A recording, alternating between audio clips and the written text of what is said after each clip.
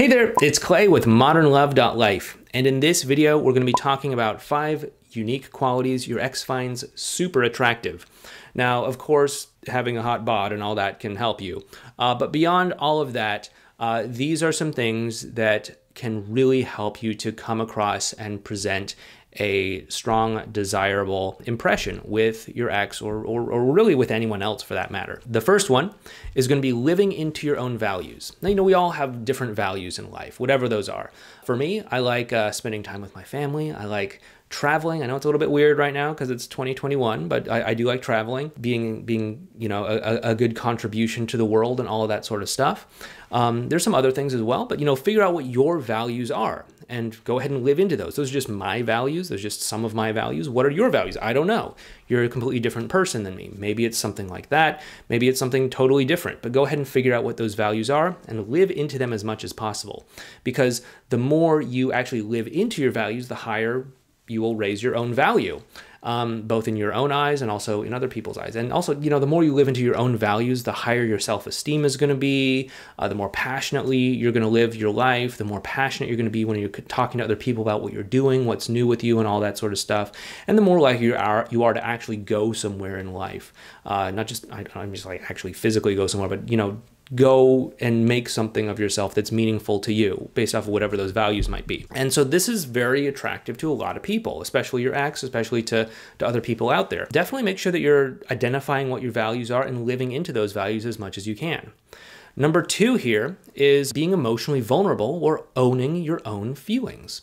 Now, I know there's been a lot of talk about, you know, being vulnerable and all that stuff, you know, Brene Brown, all that good stuff. And it is very positive. It's very good for you. However, if you've watched other people's videos on this topic on YouTube, you probably have heard them say, you know, hey, have no feelings, hide your emotions. You're an emotionless robot. Keep them guessing. Be mysterious, play hard to get, all that stuff. I'm not going to say that that stuff can be ineffective, but it's going to be effective in the wrong sorts of ways. If you have to be someone or something other than who you are for someone to like you, chances are that person is not the right person for you, okay? If you can be who you are, express who you are, and live into your life fully, and someone is going to like you, chances are they're going to like you for the right reasons and they're going to want to be with you. There is a lot to be said about how you express your emotions and how you express vulnerability and all of that. Because, you know, yeah, there's this thing called damage control mode where, you know, we often find ourselves panicked and heartbroken and rejected and all of this after a breakup. And we may do things like text someone a million times, be overly emotional, you know, apologize up and down, all that sort of stuff.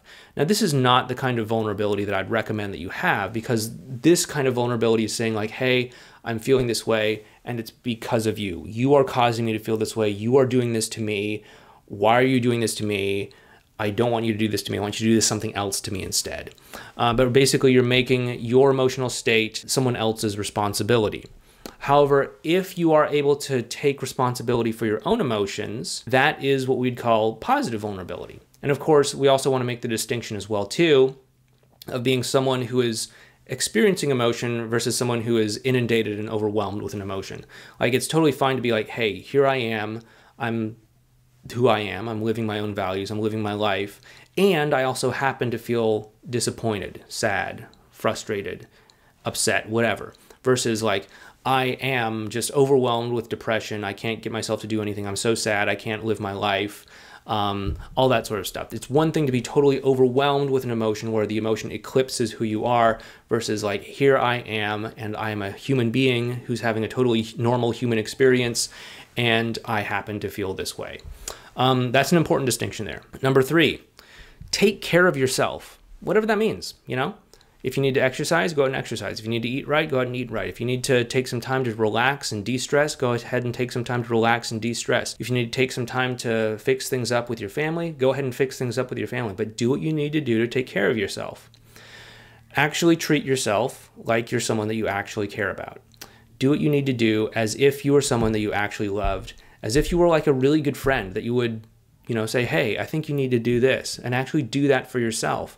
Don't just let yourself off the hook and not do the things that you need to do, whatever that might be. Again, maybe it's going after a new career, maybe it's exercising, maybe it's working out, maybe it's dieting, maybe it's whatever else it might be. I don't know, but do whatever you need to do to take care of yourself. Do what you need to do to take care of your mental health, your emotional health, your spiritual health, your physical health, all of that sort of stuff, and anything in between. Take care of yourself. This is very attractive because it lets people know that you value yourself. It lets people know that you prioritize yourself and that you're willing to put yourself first when you need to. By the way, if you like this video, please make sure that you hit the thumbs up button for YouTube. Please make sure that you leave a comment down below, letting me know what other sorts of videos you might like to see me make in the future. All that good stuff. It does help us out with the YouTube algorithm. So if you want to make these videos that I make easier for other people to find, it's a really fast and cheap, free way to help pass it forward. Just hit the thumbs up button, leave a comment, subscribe, all that good stuff. Anyway, number 4, having boundaries. It's really attractive to have boundaries. Now, when it comes to boundaries, you need to know how to enforce them in a loving sort of way. You don't just want to overreact and just accuse someone of something when probably they just didn't even know that you had that boundary to begin with. So you need to just give them the benefit of the doubt at first. And then if you need to, go ahead and enforce some sort of boundary, whatever that might be. Like, hey, yeah, that would feel really good to sleep together. However, I just don't feel comfortable with that outside of a committed relationship. Or so, whatever it might be. But go ahead and enforce that boundary in a loving sort of way. I'm not going to give you some sort of list of boundaries because they're your boundaries. They're based off of your values and what's important to you about life. What might be my boundary may not be your boundary. What may be your boundary may not be my boundary. And that's totally okay. We all have our own boundaries, but you get to choose what those are. But having boundaries is really super attractive. And that's something that you want to practice and get used to doing. The 5th thing is being okay with personal responsibility and not trying to control. That's to say that, hey, we're all individual people and we can all make our own choices in life. I don't have to control you. You don't have to control me. At the end of the day, you're going to do what you're going to do and I'm going to do what I'm going to do. And I'd like to invite you to do something together with me. And if that's something you're open to, awesome. We'll go ahead and do something together. But I'm not going to try to force something that's not there. And if you can do this, if you can be detached from outcome, if you can just want something but not need it, then you're going to be in a much better place to interact with someone because you're going to not be exuding this sort of pressure, okay? You're not going to be exuding this pressure that you're not okay if this doesn't look romantic, or you're not okay if we don't get back together, or you're not okay if, you don't say yes to this thing that I'm asking you for. And if you can just start to work through this, you're going to become really super attractive. So again, those 5 things are, living into your values, being emotionally vulnerable in a positive sort of way, taking care of yourself, having boundaries, and being okay with personal responsibility, both yourself and your own personal responsibility, but also your partner, and letting them have their own responsibility to make their own choices and to live their own life. And if you can do that, that's going to be really, really attractive. So if this is something that you want some help with, we of course do have our coaching program. It's over at modernlove.life/quiz. You can go ahead and apply for coaching that way. It is application only because it does require a lot of personal time and energy, and I want to make sure that we're working with the right people. So go ahead and fill out that application over at modernlove.life/quiz. And if on first pass it seems like we might be a good fit, then we can have a conversation about that. And if we work together, we'll work together. And if not, no worries, but we'll probably be able to give you some resources or something like that to help you move forward, and that's totally fine. But anyway, with that being said, thanks so much. Take care. Make sure you hit that thumbs up button for YouTube, and I'll talk to you next time.